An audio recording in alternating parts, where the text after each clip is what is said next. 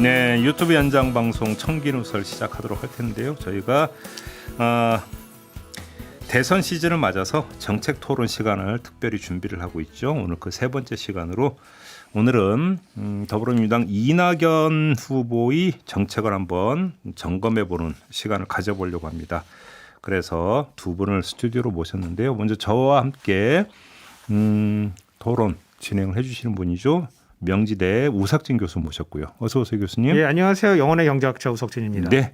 그리고 이낙연 캠프에서 공동 정책본부장을 맡고 있는 분인데요. 더불어민주당의 홍성국 의원 모셨습니다. 어서 오세요. 안녕하세요. 홍성국 의원입니다. 네. 의원님 요즘 캠프 분위기는 좀 어떻습니까? 뭐 계속 올라오다가 조금 요즘 정체거든요. 네. 그래서 이번 주부터 다시 허리띠를 다시 조여매고 열심히 뛰어보자라는 아침에도 이제 그런 회의를 하고 왔습니다. 뭐 저희 이제 그 자고 나면 항상 인터뷰를 하는 입장이다 보니까 골든 크로스 얘기를 저도 몇 번 그 이낙연 네네. 캠프 의원님들께 질문드리는 바가 있는데 처음엔 7말 8초라고 하다가 네네. 엊그제 그냥 8말 9초로 한 달 미뤘더라고요. 네. 8말 9초는 확실히 골든 크로스가 이루어지는 겁니까? 날 거로 보고 있습니다. 그게 한 달 지연된 게 네. 사실은 이게 네거티브 논쟁에 그러니까. 여기에 빠졌는데 네. 이낙연 후보는 네거티브를 할 수도 없으신 분이고요. 또 상대편의 네거티브에 대해서 우리가 대응하다 보니까 마치 함께 네거티브 하는 것처럼 인식이 있습니다. 그래서 저희가 먼저 한 건 거의 없고요. 저쪽에서 먼저 와서 방어하는 과정 속에서 나타났던 건데 이제 네. 이런 부분들도 양측이 서로 이제 네거티브 이제 안 하기로 했고 그러니까 이제 본격적인 정책 대결이 되면은 저희들은 자신 있습니다. 참 이게 문제예요. 서로 네거티브를 먼저 했다고 하고 있으니까. 그건 언론계에 계신 분들이 더 잘하실 거 아닙니까? 출발부터 보시죠. 아 모르겠어요. 그냥 넘어갈래요. 오늘 정책 토론하기로 했죠. 우사진 정규 교수님? 토론을 해야죠. 그러니까요. 네. 자, 한번 좀 이제 그 포문을 열어주시죠. 원래 민주당 그 대선 캠프들이 표를 잘 만드는 편이에요. 그리고 우리 이낙연 후보 측 그 캠프의 그 구호가 내 삶을 지켜주는 나라인데 이것도 들으면 되게 좋거든요. 네. 조금 약간 푸근하고. 네. 근데 최근에 이제 최재형 후보가 뭐 무슨 국민의 삶을 뭐 지켜주는 게 국가 역할은 아니다. 아 맞아. 뭐 예, 그런 맞아, 식으로 맞아. 이제 논평을 한번 낸 적이 있어요. 네, 맞아요. 그 어떤 뭐 강의하시다 그런. 연결되네. 예, 그래서 한번 거기에 대해서 코멘트를 간단하게 하면서 시작하면 어떨까 싶어요. 좋습니다. 네, 예. 먼저 그 민주당이 그동안 표를 잘 만든다고 하셨는데요. 진짜 맞는 것 같습니다. 저희도 머리를 짜내도 다 보면은 10년 전에 누가 한 거다. 20년 전에 DJ 대통령님이 하신 거다. 이건 노무현 대통령도 한 거다. 해서 정말 표 만들기가 이번에는 저희만이 아니라 모든 캠프가 상당히 어려울 것 같다. 그래서 우리 청취자 여러분들도 이 말 어딩 하나하나가 이거 만들기 위해서 정말 고생들 하고 있다라고 알아주셨으면 좋겠고요. 예. 내 삶을 지켜주는 나라는 국가의 역할에 대한 거죠. 그래서 오 교수님 뭐 더 잘 아시겠지만은 지금 최재형 예비 후보의 생각은 그런 것 같아요. 심하게 얘기하면 과거에 뉴라이트라고 있었는데 세상을 보는 눈은 뉴라이트인데 또 요즘 보수가 대부분 그렇듯이 성장해온 거는 권위주의 정부 시대에 컸거든요. 네, 그렇죠. 박정희와 전두환 시대는 국가가 다 했잖아요. 뭐든지. 뭐 외화도 얼마 있으면 너네 나눠주고 너 여기 투자해. 근데 이런 식으로 커온 상태에서 또 뉴라이트라는 것에 시장의 모든 것을 맡긴다고 하다 보니까 국가의 역할이 혼재되고 있는 거죠. 그래서 현재 보수들이 갖고 있는 기본적인 경제에 대한 철학이 그런 것 같아요. 커올 때 본인이 생각하는 어떤 이상적인 부분하고 또 나이가 들어서 경제 움직일 때 움직이다 보니까 이런 문제들이 오는데요. 이제 여러분들 아시다시피 1930년대 미국의 대공황 때 놓고 보더라도 그 이전에는 바로 우리의 뉴라이트보다 더한 시장 중심, 시장 네가 알아서 하세요. 국가는 빠질게요. 그러다가 공황이 나니까 루즈벨트 대통령이 가서 이건 아니다. 국가가 들어가서 그렇죠. 모든 걸 해주겠다라는 거죠. 지금 상황은 코로나가 없었어도 한번 생각을 해보면요. 코로나 이전에 우리 2% 성장하기도 어려웠지 않습니까? 네. 그리고 뭐 환경에 대한 투자를 해야죠. 인구는 줄고 있죠. 기계가 노동을 대체하는 역사적인 대전환이 순식간에 동시에 나타나고 있는 상황인 겁니다. 그러니까 과거 30년대 대공황과 유사한 상황이기 때문에 이 과정에서 전 세계 모든 국가가 모든 국가가 양극화라는 공통 아젠다에 시달리고 있는 거죠. 그래서 그러면은 네. 그 지금 그렇기 때문에 예, 정부가 해오던 포지션보다 훨씬 강하게 시장에 개입하겠다 이런 포지션을 가져가는 건가요? 더 해야 됩니다. 안 그러면은 우리 중산층 이하의 삶, 저소득층의 삶은 점점 더 어려워질 것 같고요. 저는 그런 말씀하시는데 분한테 이런 질문하고 싶어요. 그러면 그렇게 모델로 보는 미국을 놓고 보시면 미국은 지금 월세 때문에 집에서 쫓겨날 분들이 한 100만 명 정도 되는데 이분들한테 월세 10월까지요. 월세 자금까지 정부가 줘요. 예?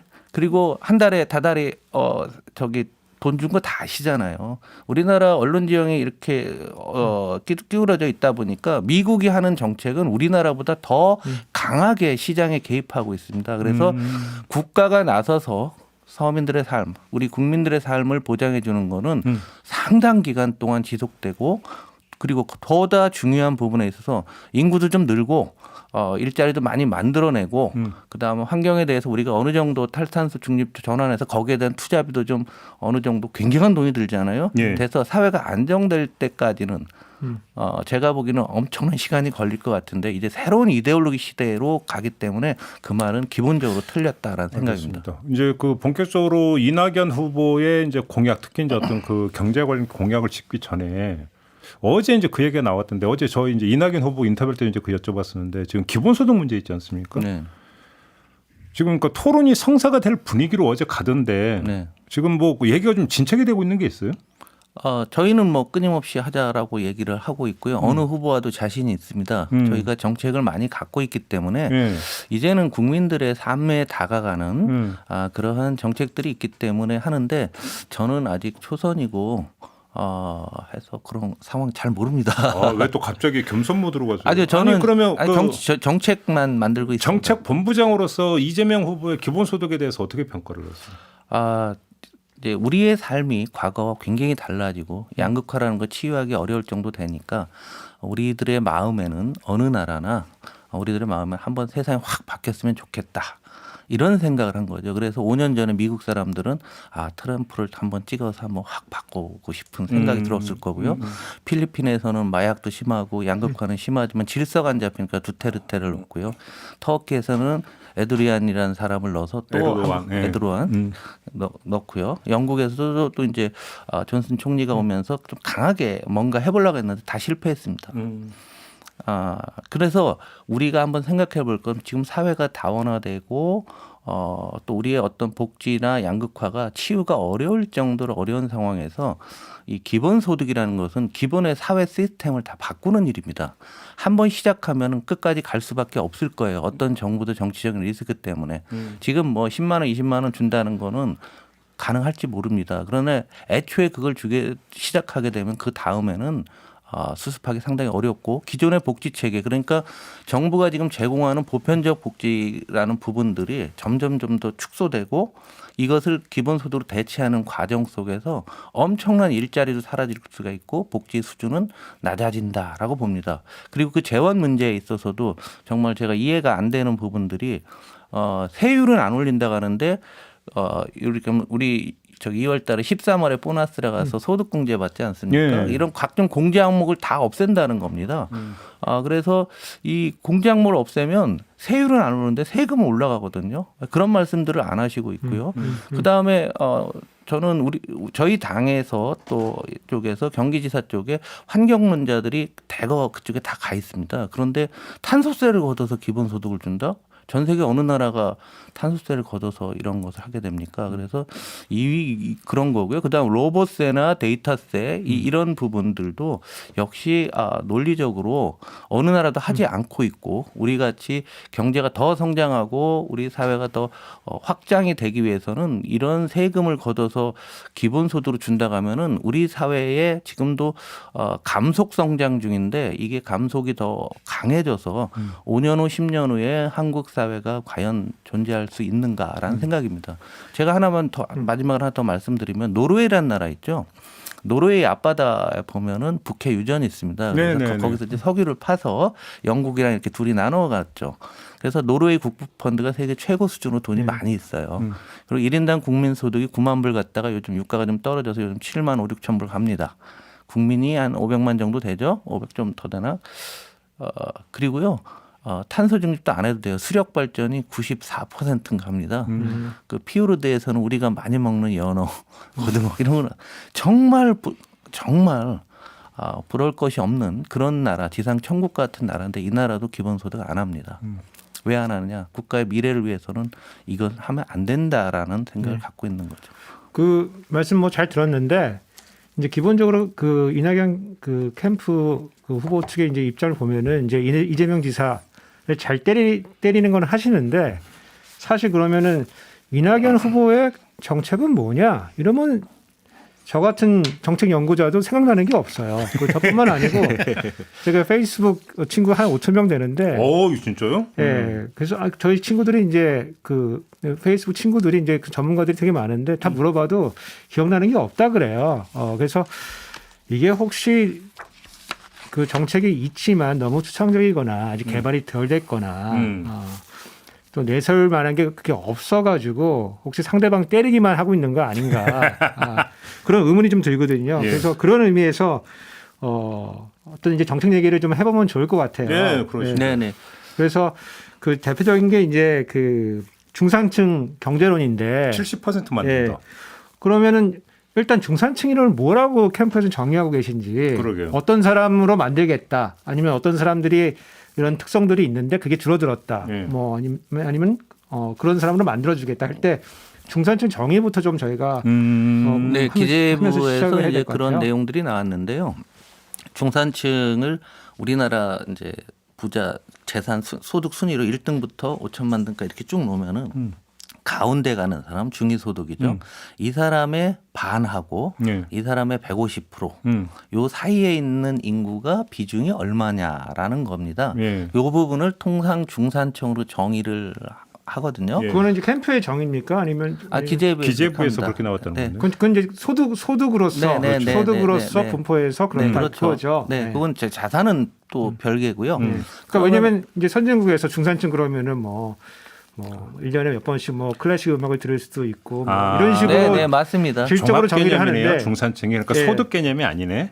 딴 나라들은 그렇게 아니요. 쓰죠. 그런데 네. 숫자적으로는 통상 그렇게 합니다. 50에서 150 사이를 하고 이분들을 표현하는 말이 이제 과거에 저녁이 있는 삶을 즐기는 사람. 우리도 해봤잖아요. 그 같은 개념이죠. 예. 그래서 이 부분이 현재로 우리 기재부에서도 이 부분에 대한 정의는 왔다 갔다 할 수 있습니다. 그럼 캠프의 정의는 기재부의 안을 갖고서 저희가 해보니까 약 57에서 60% 사이로 왔다 갔다 합니다. 그런데 이게 계속 줄고 있거든요. 그래서 중산층의 비중을 더 늘리게 되면은 자연스럽게 중산층이 늘어간다는 것은 성장을 할 수 있다라는 거죠. 그래서 이 부분이 57에서 60인데 이걸 70을 목표로 해서 중산층을 단단하고 두텁게 만드는 다양한 정책이 사실은 우리가 경제 성장 정책으로 볼 수 있는 거고 신복지라는 정책이 있는데 신복지는 이 중산층이 밑으로 떨어질 때 구멍이 숭숭 나 있지 않습니까? 떨어지는 것을 밑에서부터 받쳐 나가는 정책이 신복지다라고 보시면 되죠. 그래서 신복지를 밑에서 받치고 중산층을 키우게 되면은 자연스럽게 우리 경제가 성장할 수 있는 그러니까 복지와 성장을 동시에 할 수 있는 게 이낙연 대표의 기본 정책이다라고 보시면 될 것 같습니다. 어떻게 70%까지 늘리는데? 그래서 70%까지 늘리는 방안에 대해서 지금 정책이 없으시다. 남을 잘 깐다. 뭐 이런 말씀하셨는데 예. 진짜 저희 캠프에서는 아니, 없다는 게 아니고 까는 사람 기억나는 게 없어요. 없다는 거지. 네. 그러니까 안 알려졌다는 아니, 거죠. 그래서 지금 나왔지 않습니까? 그래서 예. 이 프로에서 좀 많이 홍보를 해주셔야 되는 거죠. 예. 신복지라는 개념은 이런 겁니다. 우리 이게 쉽게 얘기하면 이래요. 우리나라 국민소득 3만 불 넘은 지 한 5년 됐지 않습니까? 예. 예, 그래서 한 3만 불이 되는데 사실 우리나라 예를 들면 교육 같은 거는 제가 보기엔 한 10,000불 수준이나 되나 별 차이가 없습니다. 10,000불이면 YS 때입니다. 네. 환경도 비슷할 거고요. 또 뭐 주거 문제 한 15,000불 수준 뭐 이런 거죠.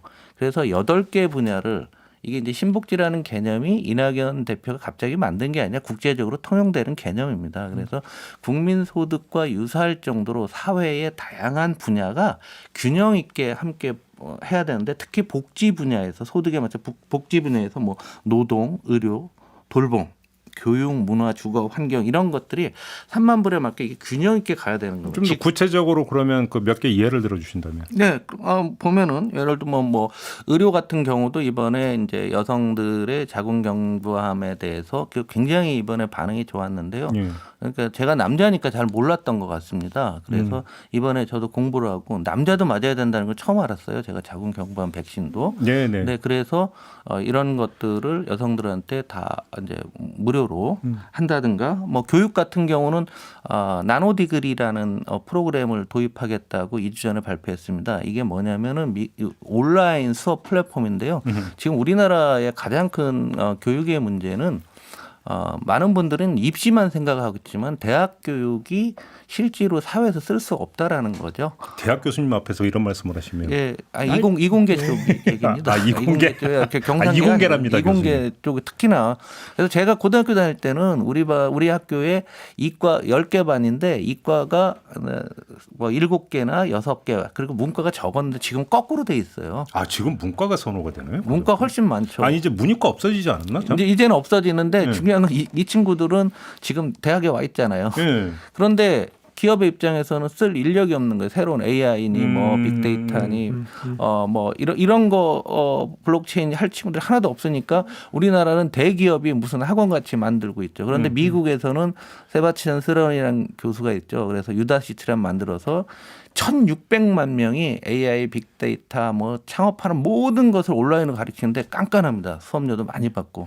그래서 이런 부분들을 우리나라 지방 거점 국립대들끼리 국토 균형 발전과도 연결이 돼서 네트워크로 연결한 다음에 예를 들면은 충남대학교에 그런 교수님이 다 계신 건 아니잖아요.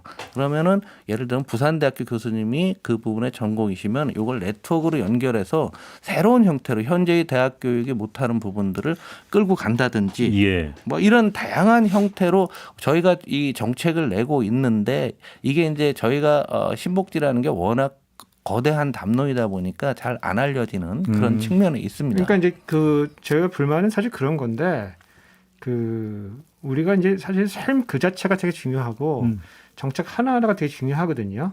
물론 개념도 중요하지만은 어떻게 정책으로 구현이 돼서 지금 나와야 되는 거거든요. 근데 아직까지도 약간 개념적인 이게 뭐 국제 기구들이 추천을 하고 그리고 선진국들이 채택을 하고 뭐 심지어 개발도상 국가들도 채택하는데 우리가 이런 걸 채택 못하느냐 이런 약간 추상적인 그리고 이름 자체가 신복지가 이거 좀 표현이 좀 그렇지만 좀 구려요.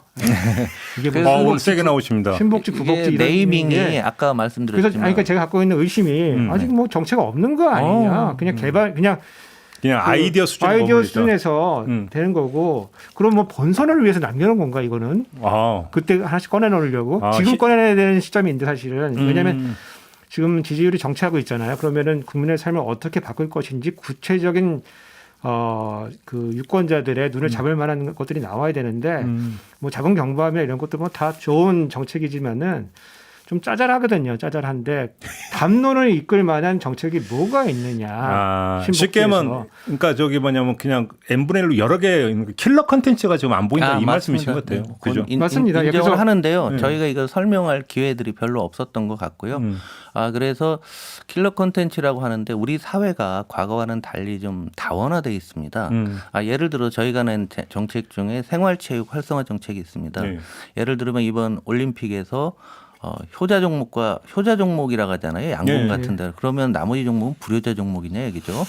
그런데 전 세계적으로 생활체육이 활성화된 나라들이 진짜 선진국이고 거기서 나온 선수들이 돼야지만 이제 제대로 되는데 지금 우리나라는 국민 소득이 3만 불 수준입니다. 그러니까 생활체육에 대한 관심이 굉장히 많아요. 예를 들면 배드민턴만 하더라도 약 선수만 3만 5천 명 정도 등록이 돼 있거든요. 그러면 안 된 분까지 합치면 200~300만이 관여되고 있는 거예요. 그래서 저희들이 지금까지 해온 부분들은 킬러 컨텐츠라기보다는 생활체육을 활성화하기 위해서 배드민턴 물론 잘 돼 있지만 다른 체육도 동호인들이 많은데 이분들이 전국적인 리그도 만들어주고 실내 체육관을 만들랬더니 해당 지자체 내 50% 정도의 그린벨트 비중이 쉽게 얘기하면은 있는 데만 그 지역에 50%는 넘어야지만 돼서 전국 238개 중에서 22개밖에 안 돼요. 제가 조금 그래서 이런 걸 예. 늘린다든가 해서 지금은 바텀업으로 저희들이 이렇게 다양한 정책들을 던지는데 과거와 같이 킬러 콘텐츠 하나로 우리의 이 모든 문제를 해결할 수 있다라고 저희는 생각하지 않습니다. 그래서 제가 자꾸 질문을 조금 더 구체적으로 한번 들어볼게요. 신복지 체제 하에서 예. 국민연금하고 공무원연금은 어떻게 개혁이 되는 겁니까? 이 부분에 대해서 어느 후보들도 좀 유승민 후보만 그런 말씀을 하는데요. 예, 저는 이 정치와 무관하게 이 부분은 저는 개혁을 해야 된다라는 생각인데요. 여기에 대한 지금 연구는 지금 진행되고 있습니다. 진행되고 있는데 다양한 아이디어들이 있는데 이제 이것도 저희들이 들고는 있는데 아직은 깔 때는 아닙니까? 조금 어려운 문제입니다. 이 부분에 대해서. 근데 그 선거하면서 그거 까면 아마 오히려 표 모으는 게 아니라 떨어질 가능성이 더 높지 않나요? 솔직히 그렇지 않습니까? 그래서 지금 안 까고 있는 거 아닙니까? 아닙니다. 좀 그게 우리가 한번 잘 생각을 해보면 기존의 보편적 복지 체계와 또 그다음에 연금 부분하고 있고요. 또 사적 연금 부분은 이게 하나의 큰 틀인데요. 이 부분을 다 종합해서 하기에는 지금 큰 정책 뭐 하나만 조정해서 될 문제는 아니에요. 저는 개인적으로 공무원연금, 사학연금 없애서 국민연금에 합치고 저 개인적인 겁니다. 제가 합치고 여쭙고 싶은 건 올리고 신복지하고 싶은데 어떻게 연결되냐. 네, 그걸 여쭙고 왜냐면 대통령이 딱 이낙연 후보 대통령이 됐는데 신복지라고 하는 체계를 가지고 있으면서 복지 체계를 그러면 바꿔 나갈 건데 뭐 그냥 기존에 있던 건 그냥 조금씩 바꾸는 거냐 아니면 완전히 틀을 예를 들어서 이제 제가 이제 아무것도 거냐? 모르는 문외한이 이제 제가 이제 우석준 교수의 말씀을 드리면 연금 개혁을 만약에 하면은 당장 어떤 그 급여 자체가 줄어들 가능성이 있는 건데 그렇게 된다면 다시 어떤 복지 총량이라는 문제가 연동이 되지 않겠습니까? 네, 그렇습니다. 지금 그 점을 제기하고 계시는 것 같은데. 아니, 예, 맞습니다. 그 부분에 대해서는 굉장히 중요하게 생각하고요. 사실 기본소득보다 더 중요한 문제입니다. 금액이 더 크거든요. 그리고 본인이 일정 부분 부담을 했기 때문에 노예의 삶이 거기에 달려 있으니까 완전 관심이죠. 그래서 어느 나라 정부나 이제 이 연금 문제는 한마디로 넥스트죠. 다음 정부로 계속 미뤄왔고 우리도 그래 왔습니다. 그래서 그러니까요. 이 부분에 대해서는 저희들이 연구를 하고 있고 적절한 상황을 봐서 저희들이 이제 다른 복지와 상관해서 함께 한번 저도 그러면 하나 해보겠습니다. 예만 들어가지고 네. 그러니까 제가 대통령이 되면 이렇게 하겠습니다. 그랬고 그러니까 그러면 내 기다리겠습니다라고 사람들이 그냥 가만히 그러니까 낮은 자세로 지켜만 보는 게 아니라 저항도 있고 네. 태클도 들어올 거 아닙니까? 그렇겠죠. 그러면 제가 예를 하나만 들어드리면 조금 전에 이제 그 신복지 이야기하면서 이제 그 의료 체계를 이야기하면서 이제 남자도 이제 자궁요양보암을 그러니까 뭐 그 저기 이제 그 예방접종 맞을 수 있는 부분을 얘기를 했는데 지금 최근에 도드라진 현상이 하나가 있습니다. 어제 제가 이낙연 후보한테 이 질문을 드렸더니 미처 못 챙기셨던 것 같은데 예를 들어 있으니까 얼마 전에 문재인 케어 관련해서 보고회가 있었어요. 이때 보수 언론들이 이게 뭐 지금 자화자찬할 거냐 오히려 지금 재정 얼마나 안 좋아졌는데 게 다 이제 비판하고 나왔거든요. 그 직후에서 경총이 뭐 들고 나온지 혹시 아십니까? 경총이 어떤 문제를 제기했냐면 지금 우리나라 의료보험을 보면 매달 그 보험료를 가장 많이 내는 사람과 가장 적게 내는 사람의 차이가 380배다. 네. 어떻게 이렇게까지 차이가 날 수 있는 거냐. 일본하고 대만도 의료보험 체계가 돼 있는데 여기도 이렇게까지는 차이가 안 난다. 그다음에 건보 재정에 기여하는 부분에서 직장 가입자가 지역 가입자보다 몇 배가 더 많다. 이 점을 제기를 했거든요. 이거 조금 그 손봐야 되는 거 아니냐. 이런 식으로 만약에 저항이 들어오면. 그래서 지금 건보 그러니까 의료보험 체계 다시 그러니까 손질을 봐야 된다. 절약형으로. 만약 이렇게 가버리면 그게 어떻게 그게 시행이 될 수 있겠어요?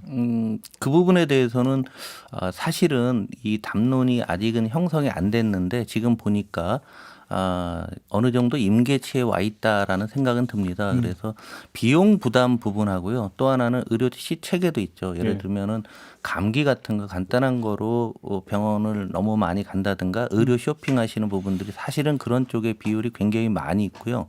이 부분하고 또 어르신들 돌봄하고 또 연결이 됩니다. 그렇죠. 왜냐하면 지금 건강보험료를 가장 많이 쓰는 게 어르신의 돌봄 문제와 관련돼서 있는데요. 장기용 그 부분은 따로 돼 있죠. 그러니까 비율이 점점 65세 이상 비율이 굉장히 빠른 속도로 늘고 그렇죠. 있습니다. 네. 그래서 이제 이런 어르신의 돌봄과 건강보험과 부담과 이거는 종합적인 대책이 제가 보기에는 꼭 필요하다라고 거기 생각합니다. 더해가지고 한 말씀 더 여쭤보면은 우리나라 이런 돌봄 체계라고 하는 게 기본적으로 민간의 체계를 쓰는 거거든요. 네. 그래서 맞아요, 뭐 그렇죠. 예, 그렇습니다. 민간 업자들이 이제 그 뭐 요양시설도 만들고 예, 그 윤석열 장모 문제도 그 사실은 요양병원 문제이기도 한데 그래서 정부가 직접 하기보다는 정부는 돈을 집어넣고 민간 업자들이 그런 시설을 만들어서 하는 그런 체계거든요.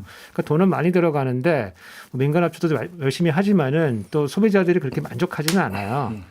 그러면 신복지 체계라고 하면 아까 처음에 내 삶을 지켜주는 나라인데 그러면 정부가 직접 들어가서 이거를 국공립 시스템으로 민간에 맡기지 말고 그렇게 하는 시스템으로 바꿀 뭐 의사가 있거나 포함되어 있거나 그렇습니까? 우리 슬로건이 내 삶을 지키는 나라지 않습니까? 그리고 이데올로기가 국가가 시장이나 사회에 적극 개입해서 불공정과 또 양극화를 해소해야 된다라는 그런 이데올로기를 갖고 있는 거죠.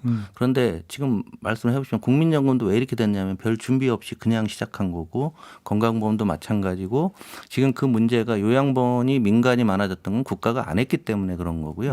이게 학교로 가면 사학 비중이 한국만큼 높은 나라가 없지 않습니까? 예. 그러니까 우리나라가 어정쩡하게 복지 체계를 만들었는데 그게 우리가 국민소득 1,000불 때부터 시작된 거거든요. 네. 30배가 늘었는데 이 부분에 대해서 안 온 거죠. 그래서 각 분야별로 민간과 공공의 영역에서 국가의 역할들을 더 많이 높이고 그래야지만 공정해지거든요. 일단 그리고 거기 안에 들어가는 분들의 복지 수준도 높아질 수 있기 때문에 큰 트렌드는 국가가 국민들의 삶에 더 많이 개입해서 복지 수준과 행복 수준을 높이고 적어도 사람다운 삶을 살다 이 철학을 갖고 있기 때문에 지금 교수님께서 말씀하신 그 방향 그대로 가는 게 저희들의 어떤 정책이다라고 보시면 될 것 같습니다. 알겠습니다. 조금 이제 토픽을 다시 성장적으로 한번 다시 오면 좋을 것 같아요. 그래서 기본적으로 그 이낙연 후보 측 그 중산층 경제론을 보면은 성장을 해서 중산층을 좀 두텁게 가겠다 이제 이런 건데.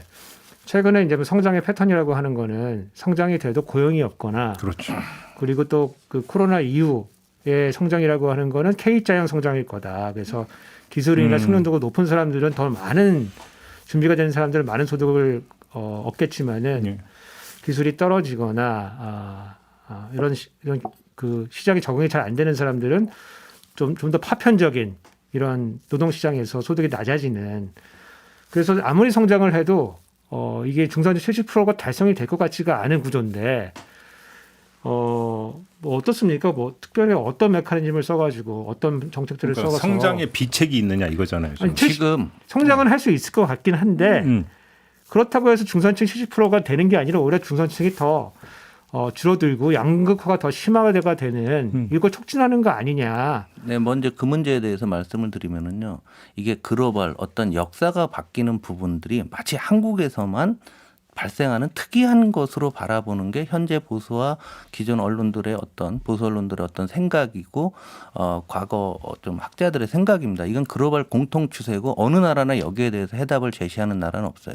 그러나 한국이 적절한 성장 정책을 했을 경우에 세계 다 성장할 수는 없지만 정책을 잘 쓴 나라는 성장을 하고 중산층을 늘릴 수가 있다라는 생각을 가져야 된다고 생각해요.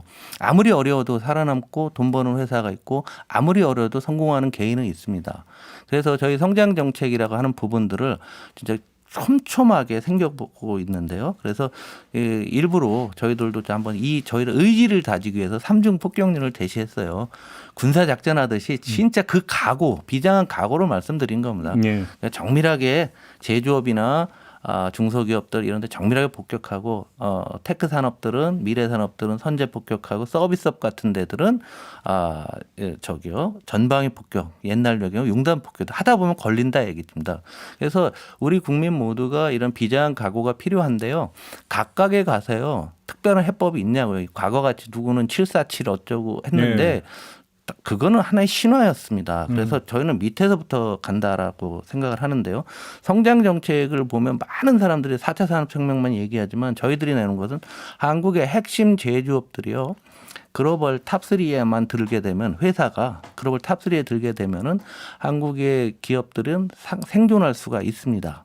그래서 저희가 제조업 성장 전략에서 제일 먼저 글로벌 탑3로 키우기 위한 다양한 정책들 뭐 세제 지원뿐만이 아니라 해외 진출까지도 지원해줘서 우리가 생각하면 섬유산업, 사양산업이라고 하지만 모 회사의 뭐 스판텍스 이런 거는 스판텍스 이렇게 늘어나는 것이죠. 이런 거 세계 1위예요. 그러면 그 회사와 종업원들의 고용이 보장됩니다. 그래서 기존의 제조업 우리나라에서 한 430만 명 정도의 인원의 고용을 차지하고 있습니다. 그래서 이분들을 일단 일자리를 보호하기 위해서 이런 것도 있고요. 그다음에 그 기업이 많은 분들이 국내에 투자를 해야 된다고 하는데 당연하죠. 해야죠. 근데 우리나라의 인프라 여건이 안 되는 경우가 많아요. 그러면 남방 국가나 신흥 개도국에 우리나라가 잘 안 되는 것은 가면 어떤 현상이 있게 되냐면 지금 가장 지금 심리적으로 불안한 게 제 또래예요. 제가 63년생 토끼띠인데요. 제 친구들이 대부분 이제 정년을 앞두고 있고 임금 그렇죠, 피크잖아요. 그렇죠. 이제 그만두는 경우가 많습니다. 그러니까 야 이게 건강보험 문제는 뭐 하는데 만약에 중소기업 같은데 한국의 사양산업에 근무하시던 분들은 그 생산 시설 어차피 한국에서 안 되는 거라면은 인도네시아나 뭐 태국이나 이런 데 옮겨놓고 이분들이 가서 기술 지도해 주시고요. 본사에서는 마케팅이나 이런 걸 하면 됩니다. 마치 현대차가 전 세계 현대차 한번 가면은요. 수십 개 회사가 따라가거든요. 그건 자동차 산업만 그런데 우리가 강점 있는 이런 산업들 가져가는 이게 제조업 육성 전략 중에 또 하나가 될 수가 있고요. 그리고 뭐 예를 들면 미래차 같은 거 할 때도요. 우리가 전기차 뭐 이런 걸 하지만은 전기차 얘기만 하고 저희도 물론 합니다. 더 중요한 거는 충전기가 없어요. 전기차만 있으면 충전할 데가 없잖아요. 예. 수소차 있으면 뭐래요? 충전할 데도 없는데 저희는 역으로 미래차 지원 정책 다 하는데 충전소를 고속 충전기를 어떻게 보급할 것인가라는 정책을 갖고 국민의 삶에 하나하나 들어가는데 이런 것들이 다 성장 정책이 된다라는 얘기입니다.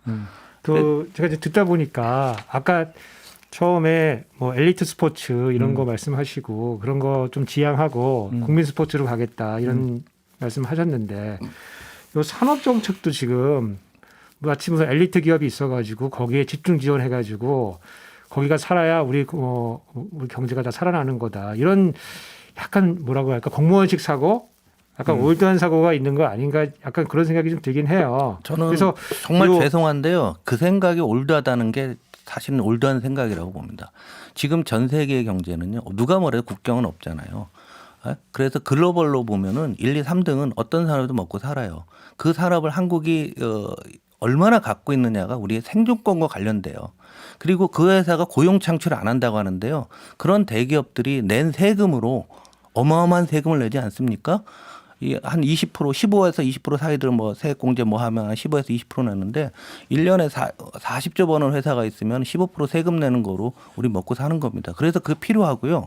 우리나라 중소기업들이 세계에서 먹고 보면 중소기업의 규모 사이즈가 이태리랑 한국이 가장 적습니다. 이태리는 아시다시피 명품을 공방에서 만들다 보니까 조그만데요. 우리나라 중소기업들은 원청이 있으면 1차, 2차, 3차, 4차 있어요.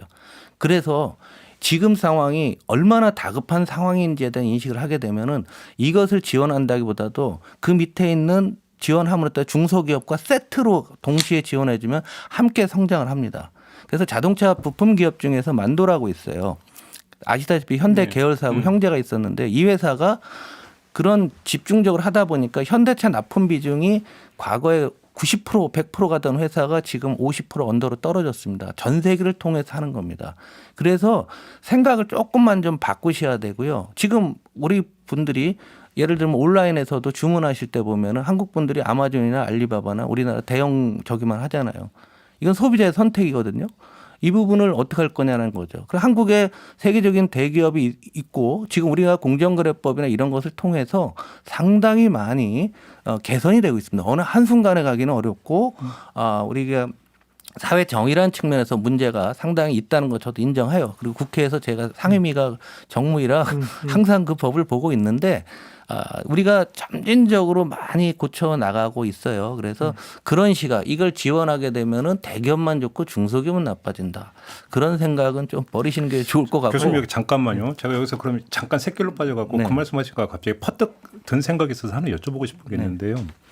이낙연 후보가 그 올해를 그 시작하면서 이재용 3인론을 꺼냈다가 정치적으로 상당히 곤란한 지경에 빠진 적이 있지 않습니까? 지지율도 이제 본격적으로 빠지게 된 게 그게 결정적인 계기였던 걸로 알고 있는데 아무튼 우여곡절 끝에 이재용 가석방이 이루어졌습니다. 네. 근데 저는 가석방에 대해 찬반을 지금 여쭤보고자 하는 게 아니라 여기에는 바탕에는 뭐가 깔려있냐면 우리나라에서 어떤 재벌의 역할을 어떻게 볼 것이냐라는 아주 근본적인 시각의 문제가 깔려 있는 것 같습니다. 지금 그 캠프의 입장이나 의원님 개인 입장은 어떤 겁니까? 이재용 가석방에 대한 시각, 아니요, 재벌에 대한 시각이 그렇죠. 지금 재벌이 진짜 우여곡절을 겪어서 지금 2세, 3세로 왔고요. 네. 그다음에 새로 생기는 기업들하고 해서 우리나라가 이제 과거와는 굉장히 틀리고 2세, 3세의 정당성은 사라지면 사실은 굉장히 약화된 그렇죠. 그런 상태입니다. 그래서 이 재벌이 순기능과 또 잘못된 기능 두 가지가 있습니다. 재벌 중심 선단식 경영이라 하죠. 네. 항공모함 전당 같은 선단식으로 오면서 우리가 양적인 성장을 많이 했는데 그 사이 못 살핀 부분들이 꽤 많이 있습니다. 그리고 법적으로 이 부분에 대해서는 어느 정도 좀 해소가 됐고요. 많은 분들이 제가 아는 3세들 보면은 자기 자식한테는 거의 못 줄 것 같다는 개인적으로 이런 얘기들도 하더라고요. 그래서 우리 사회가 그만큼 투명해지고 있고요. 지금 이 우여곡절을 겪은 상황에서 앞으로 어떻게 될 거냐라고 봤을 때는 조금 이 부분에 있어서는 제가 보기에는 우리가 우려와는 달리 그분들도 그렇게 생각하지는 않는다라고 보고 있어요. 투명해지고 있다고 그러면 분식회계 사건이 왜 발생합니까? 그러면? 그 가끔 가다 나오는 거죠. 미국에서도 그 월드컵 사태라든가 끊임없이 나오는 그건 범죄거든요. 예. 특별한 어떤 상황을 놓고서 이게 전체로 하는 건 아니고요. 어찌 됐건 이분들의 생산력과 능력을 우리가 유지 보호하면서 여기에서 상대적으로 손실을 봤던 중소기업이라든가 아니면은 그 주변에 있는 노동자라든가 이 부분들은 신복지로 보완을 해주게 되면은 자연스럽게 이런 균형은 맞을 수 있다고 아까 이제 제가 생각이 드렸던 들어요. 질문 취지를 다시 돌아가면 아까 이제 성장 전략 이런 걸 말씀하셨잖아요. 네네네. 그래서 드린 질문인데 성장 전략에 있어서 재벌이라는 건 필수고 상당히 전략적 가치를 갖고 있다라고 만약에 판단을 하신다면 예를 들어서 이런 거죠. 얼마 전에 그 세제 개편안이 나오면서 기재부에서 뭐 3대 육상 산업이 반도체, 백신 네. 또 하나가 뭐였어요? 바이오 배터리. 배터리. 그런데 지금 하면은 그 지원이라고 하는 게 결국은 또 다시 어떤 그 재벌 중심의 걸로 가는 거잖아요. 이런 게 그러면 성장에 도움이 된가 계속 이렇게 가야 된다라고 봐야 되는 겁니까? 그러니까 저가 그 지금 받는 느낌은 만약에 이낙연 후보의 입장, 재벌에 대한 입장이 그런 거라면은 상당히 실망스럽다 이렇게 말씀을 드려야 될 것 같은데. 그게 아니고요. 그 재벌 문제를 지금 자꾸 문제가 글로 가는데요. 저희가 그거는 소유 지배 구조의 또 다른 문제거든요. 어찌됐건 오너가의 지분율은 시간이 지나면서 계속 떨어지고 있습니다. 이 부분은 법으로 풀어야 될 문제고요. 기업과 오너는 분리를 해야 되는 겁니다. 물론이죠. 예. 그래서 지금 우리 기본적으로는 오너에 대한 부분에서 공정거래법에서 계속적으로 감시 장치들이 나오고 있고 오너들도 그걸 알고 있어요. 그렇기 때문에 우리가 생각해야 될 건 이건 분리를 해나가고 이게 우리 민주당 정부의 20년간 지속된 정책의 본질이고요. 이 많은 분리가 됐기 때문에 우리 기업들도 건전해지고 지금 좋은 성과를 내고 있는 것도 분리가 됐기 때문이 아닐까라는 그런 생각을 하게 됩니다. 저는 이제 그래서 사실 그런 측면이기보다도 이 성장 전략을 특히 이제 뭐 기재부나 이런 공무원들이 만들어오는 보고서를 보면은 그 내용을 쭉 읽어보면 이거는 삼성 거. 요거는 현대 거, 요거는 LG 거, 소원수리 그거를 해결해주는 차원에서 뭐 규제도 완화해주고 풀어주고 뭐 이런 보고서가 많은데 그 지금 이낙연 캠프의 그 이런 그 성장 전략이 약간 그런 냄새가 비슷하게 좀 나요, 사실은. 네. 그래서 그런 거 좀 경계를 좀 해야 되는 거 그게 아닌가? 국가 목적 기술이라고 합니다. 정부가 내는 게 그게 있고요. 국가 뭐 급소 기술 뭐 여러 형태로 정부가 지정해 놓은 게 많이 있는데 공교롭게도 말씀하신 대로 그 부분은 이미 현 정부에서 다 지정을 해 놓은 건데요. 저희는 이 부분을 확대를 해서 중소기업도 더 실제로 중소기업의 혜택이 더 많습니다. 이번 세법 개정을 놓고 보더라도요. 그 부분들을 더 강화하고 중소기업이 실질적으로 해서 중소기업 가장 중요한 게 R&D 아닙니까? 바로 거기서 그러니까 어찌 보면 그러니까 이거는 뭐냐면 저는 뭐 그러니까 논리적인 부분만 따지면 글로벌 탑3를 강조를 하셨잖아요. 네네. 글로벌 탑3에 들어가면 먹고 산다라고 하는 이런 기본적인 접근법으로 가면 상대적으로 경쟁이 재벌 중심으로 재벌 우선의 어떤 그 지원 정책으로 갈 수밖에 없는 거 아닙니까? 논리적으로. 그러면 중소기업을 같이 육성한다라고 하는 이야기는 구두선으로 그치고 실행 국면에서는 후순위로 빠질 가능성이 얼마든지 있는 거죠. 현실적으로 보면은요. 지금 글로벌 탑3, 탑5에 우리나라 재벌들은 거의 들어 있어요. 예. 그렇기 때문에 거기는 지원을 하는 게 아니고요. 지금 제가 말씀드린 것은 중견 한 20등, 50등, 100등 이런 데들이 우리는 지금 예를 들면 우리가 뭐 섬유산업에서 세계 20인데 이거를 세계 3등까지 키우는 것을 지원해 주겠다라는 것이 기본적이고 너 하나만 가면 안 되니 중소기업들 하청, 원청, 삼청까지도 다 우리가 팀을 짜고 또 연구개발해서 중소기업들이 니들이 그 대기업의 의존도를 줄이고 다른 나라도 수출할 수 있도록 우리나라 중견기업이요 5천 개밖에 안 돼요. 네? 그러니까 저는 그게 그러니까 굉장히 그게 그 키워야 된다는 얘기죠. 약점이라고 생각하는데 특정 이제 잘하는 기업들을 뭐 예컨대 여기 글로벌 포스 후보 기업 선정해가지고 집중적으로 지원해서 걔네들이 크면은 그 주변에 있는 애들도 뭐 같이 크니까 좋은 거 아니냐. 근데 그게 굉장히 저는 굉장히 올드하다는 생각이 들어요. 왜냐하면 그런 후보를 누가 선정할 것이며 그건 이제 시장이 선정을 해주는 건데 결국은 이제 관주도로 갈 수밖에 없다. 관주도로 가서 이건 키우고 이건 죽이고 그 다음에 경쟁이 기본적으로 새로운 아이디어가 나와서 그 시장을 다시 주도해 나가는 이런 혁신이 돼야 되는 건데 공무원들이 이걸 선정을 한번 해놓으면은 여기서 벗어날 방법이 없어요. 그리고 이게 불공정 경쟁이 되고 여기에 선택되지 못한 사람들은 여기서 생존할 수가 없어요. 그래서 이게 뭐 시장 구조상으로도 문제가 있고 이런 식으로 접근하는 게 그래서 여기서 벗어나야 된다. 오히려 경쟁을 촉진할 수 있는 이런 토대를 만들어주는 걸 해야지 자꾸 선수를 뽑아가지고 이 선수에 대해서 지원 안 해주면 우리 한국 경제가 망하기 때문에 총수도 풀어줘야 된다. 이런 결과까지 가는 거거든요. 그래서 선수를 뽑는 게 아니라요. 아마추어를 프로로 만들겠다는 겁니다. 그러면 그런 혜택이 기존의 우리 상위 재벌계 기업에 가는 게 아니라 후보 선수들 저 밑에 있는데 냅두면 이 회사는 적응력이 떨어지는 거 아닙니까? 적응력이 떨어지기 때문에 지금 전 세계 모든 산업을 보면은 1, 2, 3등의 마켓시어가 시간이 지날수록 계속 올라갑니다. 이거는 세계적인 추세잖아요. 그거는 맞는데 맞으시면 그런 말씀 하시면 안 되죠. 우리나라 기업이 20등, 30등 되는 기업을 글로 키워주기 위해서 그걸 그 대기업만이 아니라 중소기업을 포함한 대부분 선단식으로 다 우리가 집중적으로 지원해 주게 줘서 파일을 키우게 되면은 지금 우리나라 많은 사회의 어떤 복지의 사각지대, 양극화의 중심에 또 중소기업이 있습니다. 중소기업 다니시는 분들이 중산층에 들어가지 못하는 경우가 많거든요. 그래서 중산층을 늘리고 이 중산층을 늘릴 때 중소기업을 얼마나 잘 육성하느냐에 따라서 중산층이 늘어나는데 굉장히 가장 중요한 역할. 어차피 대기업은 고용 창출 안 되고 거기는 세금 내고 우리나라 요거에만 관련되는 거기 때문에 그 부분에 대해서는 이 세계 경제가 얼마나 경쟁이 치열하고 딴 나라들도 그 시장에 개입하는가를 보면은 그거는 아니라고 한 가지 봐요. 코멘트 다른 거 넘어갔으면 좋겠는데 제가 이제 중소기업 정책 연구자예요. 그래서 그 정부가 정책 자금을 주거나 혹은 조달을 해주거나 중소기업을 지원한 정책들이 다 부정적입니다. 효과가. 그게 중소기업을 도와주면은 왠지 그 중소기업이 잘 될 것 같은데 경쟁력이 떨어져서 오히려? 도움받지 못한 기업보다 훨씬 성과가 안 좋은 경우들이 많습니다. 그래서 오히려 경쟁을 촉진해 주는 것이 중소기업을 살리는 길이고 인프라를 만들어주는 것이 필요한 것이지 이걸 선정해서 누굴 도와주고 이런 것들이 중장기적으로 좋지가 않고 시장의 이 경쟁 구조를 이걸 오히려 없애는 길이기 때문에 저는 굉장히 부정적으로 보거든요. 이거를 이런 식으로 정책을 이어나간다는 건 굉장히 공무원식 사고고 뭔가 혁신과는 좀 잘 그런 아이디어가 조금 부족한 거 아닌가 이런 생각이 좀 들긴 합니다. 전혀 그렇게 생각하지 않고요. 예를 들어서 우리 한번 전기차를 한번 생각해 보시면은요. 우리나라 자동차 산업이 세계 4위, 5위 정도 되지 않습니까?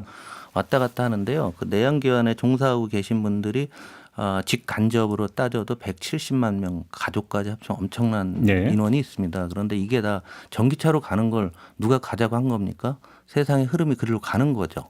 그러면 내연기관에 종사할 때 내연기관은 부품이 3만 개예요.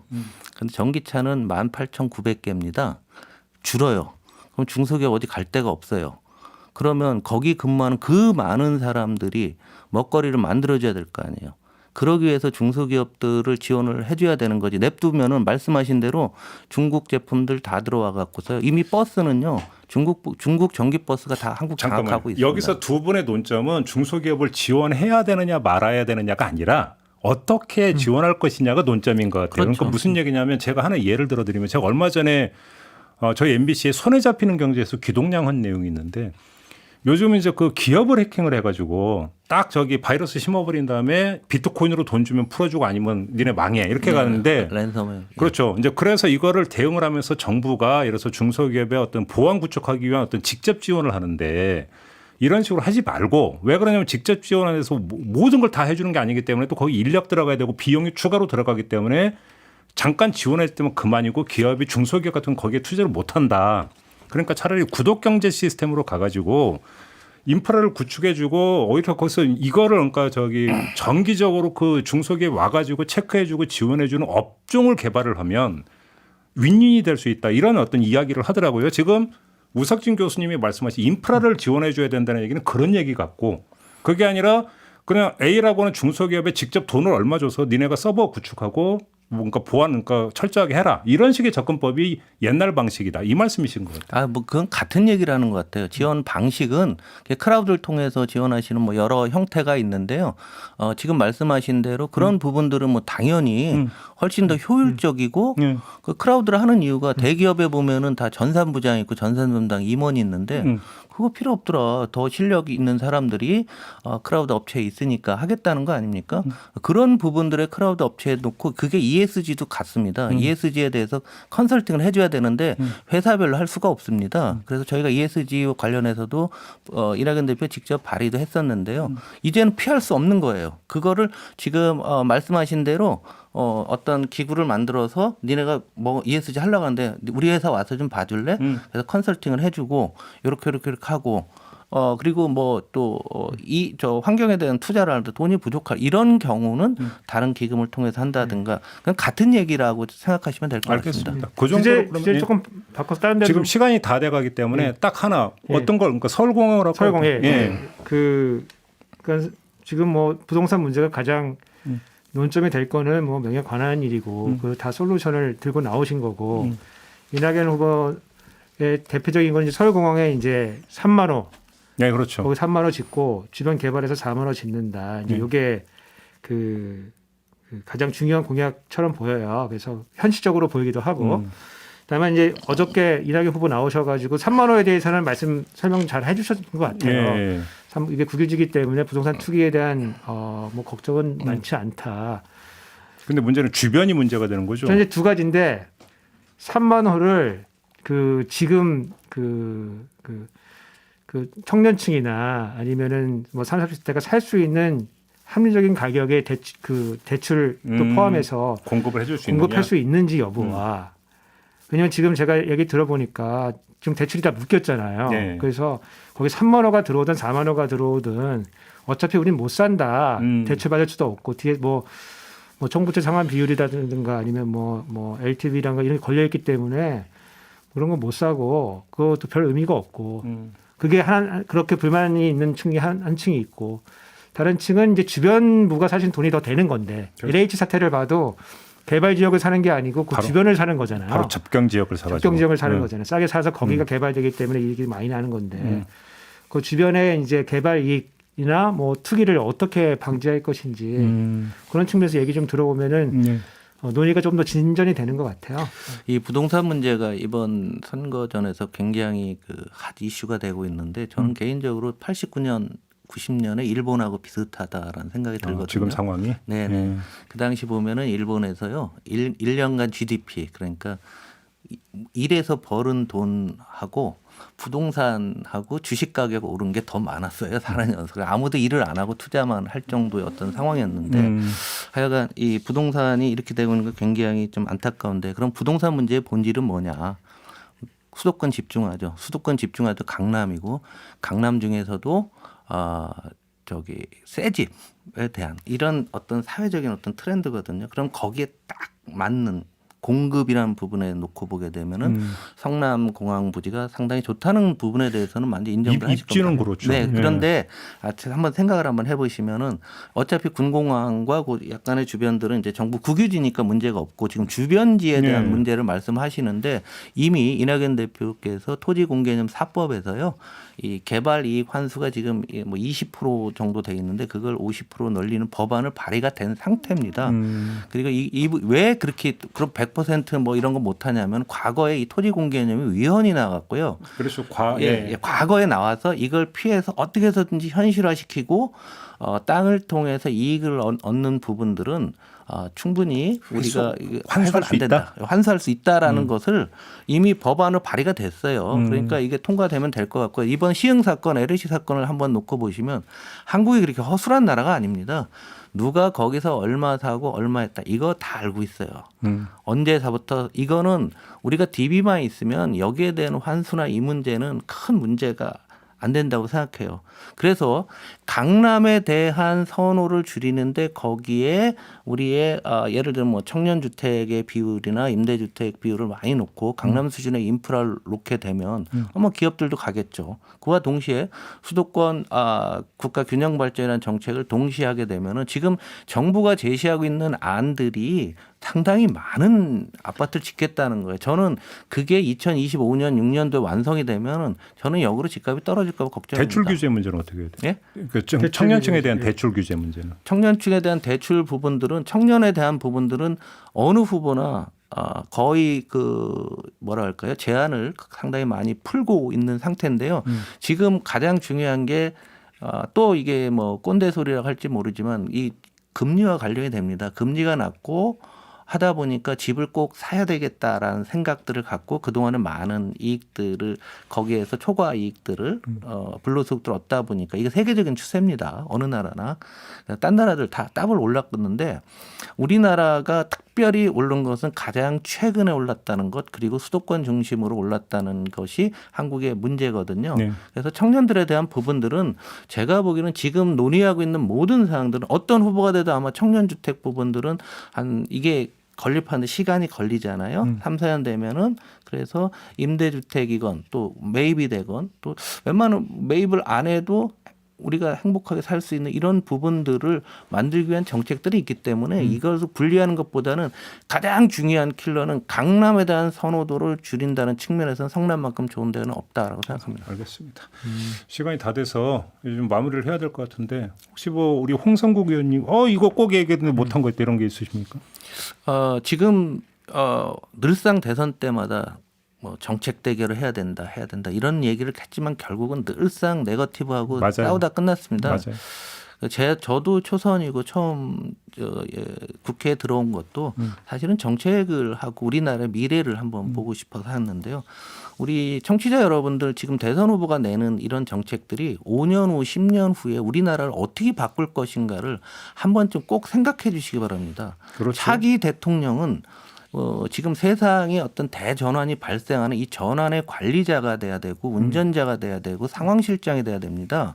그런데 과거와 관성적으로 유지되던 어떤 다가오던 미래가 아니라 전혀 다른 미래로 가고 있기 때문에 노련한 정책 그리고 폭넓은 어떤 참모진을 통한 다양한 변수를 고려하는 정책들로 우리 한국호를 5년 후 10년 뒤 20년 후 안정적으로 끌고 가는 토대는 차기 대통령의 가장 중요한 미션이고 그래서 저는 국회에 들어온 겁니다. 노련함이 지금 중시돼야 된다? 그럼요. 왜냐하면 한국은 다원화됐습니다. 뭐가 있을지 모르지만 각각의 영역들이 다 나눠져 있고 다양한 이해관계가 있고 제로섬 사회화된 이 갈등 구조를 처리하려면 노련한 정책과 그리고 경험 많고 저도 국회 와 보니까 제가 알고 있던 어떤 매크로적인 시각, 큰 그림으로 보던 거랑 강론으로 들어가 보면 너무 많은 어떤 우리가 해결해야 될 문제들이 많더라고요. 알겠습니다. 자, 하고 우리 우석준 교수님 좀 마무리 발언해 주시고. 예, 그러니까 저는 이제 이 대통령 선거라고 하는 것이 우리가 당면의 시대 정신을 풀기 위한 그 구체적으로 게임 체인저가 될 수 있는 정책 대안이 나와야 된다고 생각하거든요. 근데 지금까지 이제 이낙연 후보를 딱 생각해 보면은 그런 이미지가 있는 것 같아요. 이게 좀 그냥 추상적이고 뭔가 좀 실천력이 조금 부족하지 않냐. 그리고 좀 너무 나열돼 있다. 구체적이지가 않다. 가슴에 와닿지가 않는다. 그렇기 때문에 좀 지지율도 약간 정체되고 있다고 보거든요. 그래서 조금 캠프에서 그런 눈에 딱 잡힐 수 있는 시대 정신과 부합하는 정책을 내놔서 한번 돌파해 보시면 어떤지. 그러니까 지금 그 말씀을 제가 이제 부연 설명드리면 예를 들어서 이제 이재명 후보의 기본소득 있잖아요. 찬반이 확 갈리잖아요. 그러니까 찬반이 갈리더라도 일단 주목 효과는 있지 않습니까? 이재명 하면 기본소득. 그러니까 바로 어떤 이런 정책 브랜드를 말씀하시는 것 같아요. 그게 없는 것 같다. 두 분을 영입해야 되겠습니다. 저는 방송을 해야 돼도 우석진 교수님 어떻게 뭐 저도 방송해야죠. 아유, 방송보다 한국의 미래를 생각하셔야죠. 마무리할까요, 예. 교수님? 네. 홍성국 의원님 오늘 고생하셨고요. 네. 네. 교수님도 고생하셨습니다. 네, 수고 많으셨습니다. 지금까지 이낙연 캠프에서 공동정책본부장 맡고 있는 더불어민주당 홍성국 의원 함께했고요. 명지대 경제학과의 우석진 교수 함께했습니다. 두 분 감사드리고요. 저도 함께 물러가고요. 저는 내일 아침에 다시 인사드리겠습니다. 고맙습니다.